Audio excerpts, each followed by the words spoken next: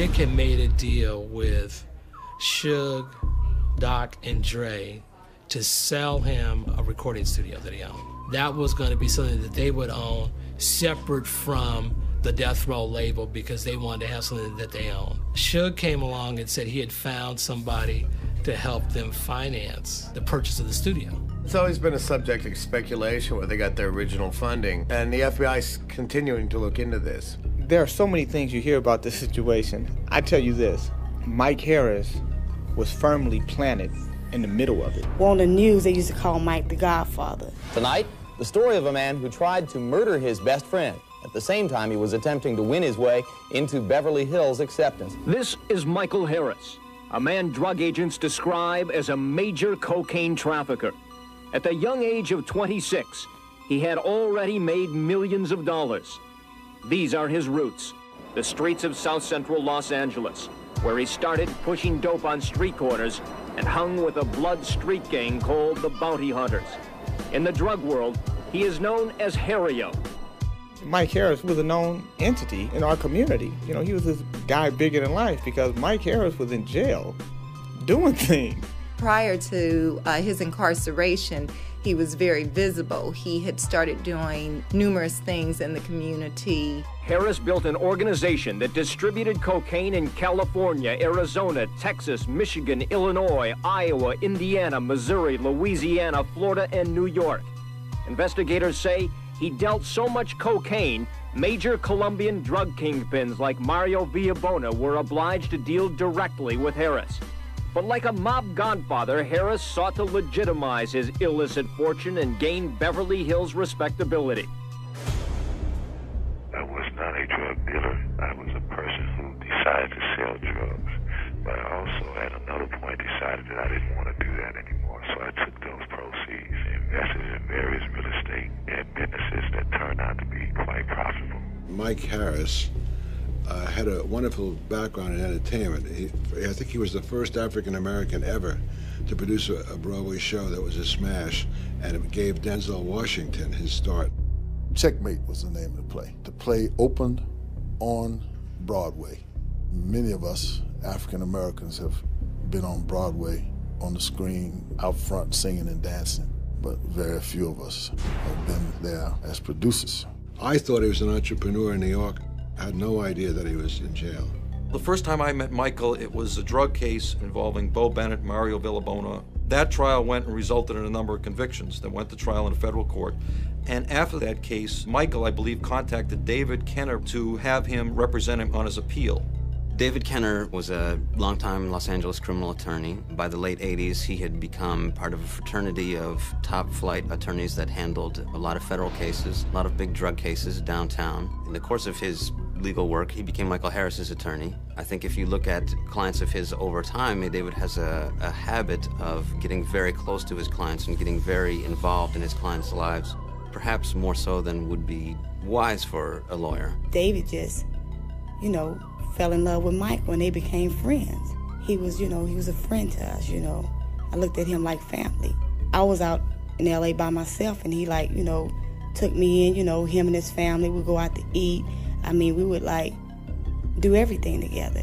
He became someone who was a confidant, a friend of Michael Harris's, and also involved in business with Michael Harris. I think that he's a lawyer who had a lot of money and he represented people who had a lot of money, and it would not be unusual to me for somebody who represented people with money to say, I want to invest. To achieve the massive task of getting me out of prison, it took not just money but power and the proper timing. At some point, we talked about getting into the entertainment business. Everybody wants to be in the music business. And the years that I've worked, I've gotten tapes and offers from everyone from politicians, to businessmen who want to be in the entertainment business. A young man by the name of Eric had told me about Suge's background, and that Suge was aware of my background, and that he was somewhat intrigued behind my past, and he had wanted to hook up with me in some form or fashion. They started talking, Mike said, you got Dr. Dre, and Suge said, yeah, he a producer. But once I found out that Suge was in the entertainment business, which I had been contemplating re-entering, I made the hookup, and we talked on the phone a few times. Mike said, well, we need to meet. And Suge said, well, I got a couple of cases. You know, I can't get in to visit you. So Mike said, no, I got this attorney. He's bad. He can get you in here. David Kenner brought Suge Knight to see Michael at Metropolitan Detention Center in downtown Los Angeles. When I asked the question to Suge, what does it actually take? He told me that we could be 50-50 partners for about $1.5 million. They set down their basic business plan that they would start a company called Godfather Entertainment, and one division of it would be Death Row Records. What I suggested to David and Suge is that I do not include my name in the corporation, and that these guys could go ahead and do the actual upfront managing and representing of the company. Kenner started off as my guy, watching my back, supposedly, and Lydia was also there to represent my percentage of GF Entertainment, which we decided would be the parent company of Death Row. One day, I see these two people walk in a building who I'd never seen before, and one was David Kenner, and the other was Lydia Harris. In the summer of 1991, Kenner started coming around. There was a lot of buzz about this company, a lot of expectations that it could be a successful company. And David was one of the people around at the time making a play to be Suge's partner and to take care of business for Suge, to handle business for Suge. A couple days after Mrs. Harris and David Kenner came in, things actually changed drastically. Immediately, the studio gets carpeted, things start getting fixed.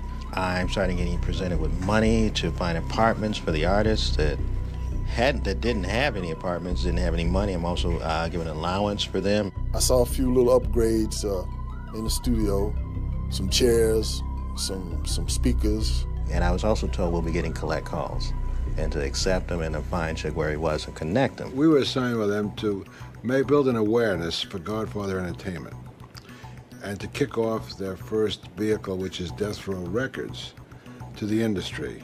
Norman Winter, in his infinite wisdom, said, let's take the boys into Beverly Hills. Let's stick it in everybody's face. So off to Chasen's. Let me see you put your hands together and say, oh yeah! Let me see somebody give Dre, Suge, DOC a round of applause.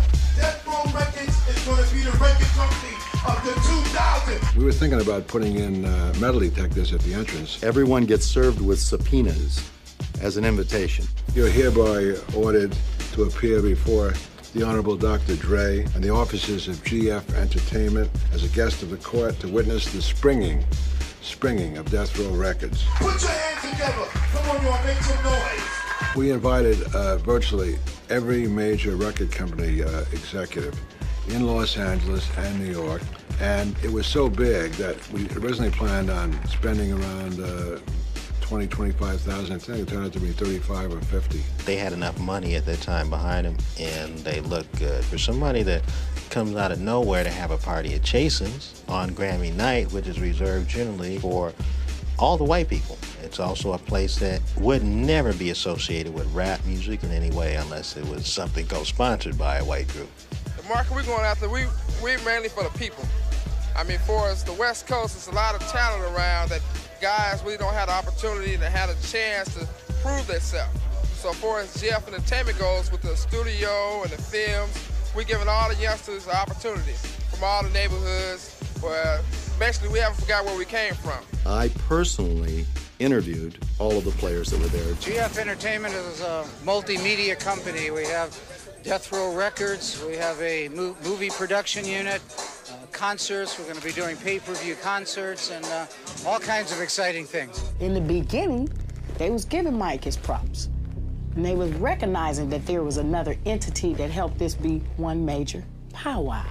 When it came to Dave Kenner, he toasted the man who made it all responsible, Harry O. The label started with Dr. Dre, who was going to do his own thing, and with a lot of help from Suge Knight and Harry O and a number of people, and we got it all together. And that's on tape, and the FBI confiscated that from me under very rude circumstances.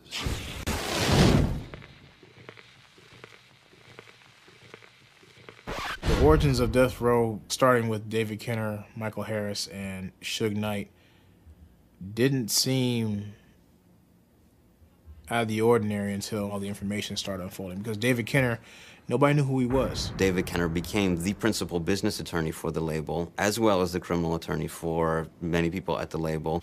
Los Angeles police announced that 21-year-old Calvin Broadus, better known as rap star Snoop Doggy Dogg, had turned himself into police on Friday, along with 2 other young black men, all accompanied by an attorney, in connection with the murder on August 25th of a man named Philip Waldemariam, and what police believe was a gang-related shooting. It never should have gone to trial. The alleged victim in this case had a gun, was reaching to his waistband to pull that gun out at the time Snoop's bodyguard fired a shot. And that's what we said from the beginning. The testimony makes it clear this is a case of self-defense. The DA, he was a pain in the ass. He just tried to do everything in the world to make me seem like the most negative, gang-banging, criminal-minded motherfucker he could just imagine, and tried to paint a picture of me that just wasn't happening. It was crazy knowing that that's what his job was to do, was to get me locked up for life. You know what I'm saying? I just want to say, fuck you, bitch. Dave Kenner was the guy who legally made Suge secure. Suge had 5 or 6 pending cases, which David Kenner was able to control and get rid of. One of the benefits Suge Knight gave to people that joined Death Row was to say that I have a legal team, people who have a lot of experience in the criminal arena that can help you. Whereas in the past, coming from a black community, you go into a white justice system where all the cards are stacked against you.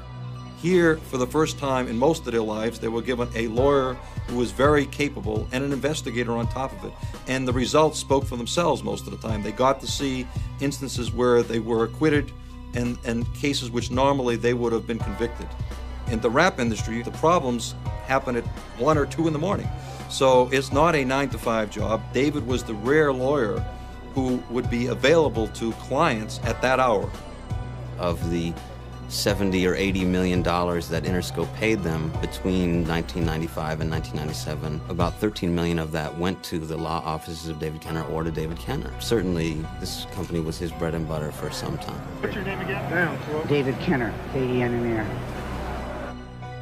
Interscope would have not been able to deal with the death row problems if it wasn't for Kenner. Kenner was the mediator. He would go to them and tell Jimmy how much money he needs to fix this situation and let him handle it his way. I was quite surprised because you would expect a music business attorney, but he wasn't. He was a criminal attorney. He had entertainment attorney qualities. You know, he's flamboyant and he's sharp and he's kind of mafia-ish, his whole persona. After a while, David might have got so caught up in his lifestyle that he might have become somewhat confused, because the thing is David really was supposed to be working on getting Mike out. David was handling Michael's appeal. David was involved very much in Lydia's life, was friends with Lydia. This was a person who was very trustworthy to him. The business became more dominant and the legal situation got put on the back burner. When I thought, man, Mike is making a ton of money. And then you see Dave Kenner there, so you say if Dave is there, then Mike is there. And then the stories start flashing. And then you know that there's a war going on. It was rumors that, Suge was over there trying to get a deal at Interscope, but when he would go down and visit Mike, him and Kenner would say it wasn't true, but Mike said, hey, what's this in the newspaper? And Suge would say, oh, you know how the newspaper print up articles. So Mike said, well, they're not going to just print up anything. So he started asking David, what's going on? Then David came and said, Suge did this behind my back. And that started to cause Michael concern about what exactly was going on. He started to get word that Suge was telling people, oh, Michael Harris is nobody, he's not my partner. And the word on the street was, Michael Harris is really pissed off with Suge, it's on. He wanted to get all the credit, which Mike don't trip the credit. The world thinks that Suge did this on his own. Once Suge got a taste of the spotlight, he wanted it, and he wanted it by himself. If Suge didn't want to be my partner, I didn't have a problem with that. But at least compensate me for my time and the money that I invested. Mike's in jail, but he's got a wife, he's got a kid. He's got family out here. He's got people he's taking care of. So, his reaction is he's stunned. Then he's kind of mad about it. How you gonna punk me? The phone was never blocked because it always had cats calling from the pen. Harry O wasn't the only one. But after a while, I even remember, and I think it was because of Harry, that they then blocked the phone where it couldn't take no more calls. David Kenner started off to play these guys against each other. Once the rift between Suge and Mike happened, Dave Kenner had to pledge allegiance one way or the other. Throughout this time, even if Suge was denying his partnership with Michael, denying that Michael had any role in the company, David would be going up to visit Michael and saying, oh no, everything's okay, there's no problem, everything's fine, we're gonna get this taken care of. It reminds me of the Brutus and Caesar. At some point, Michael gets a hold of the incorporation paperwork of Death Row Records, realizes that Suge and David Kenner had set up a different company of Death Row Records that was independent of this GF Entertainment Michael had had a hand in. And I think Michael began to suspect that things were not so kosher with their partnership. They had both crossed me, the person that brought them together. He the one told Dave, hey, look at this, man, that guy Suge. I like him. Go talk to him. Okay, a record company, okay, I give you this amount of money. You tell him to do this. Okay, then him and Suge talking. Suge going to visit him. Suge, check this out. Put it down like this, man. Put it down like that. You do, David, you do this part. Keep him out of jail. You make sure you keep him out of jail. That's how Suge got all them probation and stuff. Dave fighting like he crazy. Keep him out of jail because Mike telling him to. Keep him out of jail. But guess what? Soon the money come in. Who? Harry-O. They turn to Scooby-Doo on it. Who's that? You know. Mike said, well, where's the money at? And they said, you know, it's going to be 60 to 90 days, you know, before we see a royalty check. So those 60 and 90 days turned into a year. I would send my representative to the office at Interscope to make arrangements to collect. I went over and met with David Korn. He said, well, you know, what if we don't pay you? And I told him, I'm not threatening you, but I'm going to go on national TV and tell what really happened. Everybody knew Harry-O wasn't no joke, okay? And everybody knew Harry-O had chips. And all you got to do is be no joke and have chips, and you can get somebody handled. That's when Michael typed up a letter. Michael put his concerns on paper in the form of a lawsuit that could have been filed, that was never filed, laying out his grievances as to how he had been a founding partner in Death Row Records and had been denied his fair share of the proceeds. That lawsuit was shown to Interscope, and Interscope paid a fairly generous settlement to make it go away before it ever got filed. The last meeting I think I had face-to-face with Kenner was when I was going to sue Interscope. He felt that I was right in what I was doing, but the time was wrong. That next day, I got a call. They told me that Mike was in like a wheelchair. His mouth was twisted. I mean, he couldn't even walk. He couldn't even use his hands. He couldn't do nothing. I said, what happened? And that's when the doctor said he had Guillain-Barré. And I asked Mike, I said, well, did, you know, Kenner give you anything? David is as smooth as you want to be and as vicious as you want to be.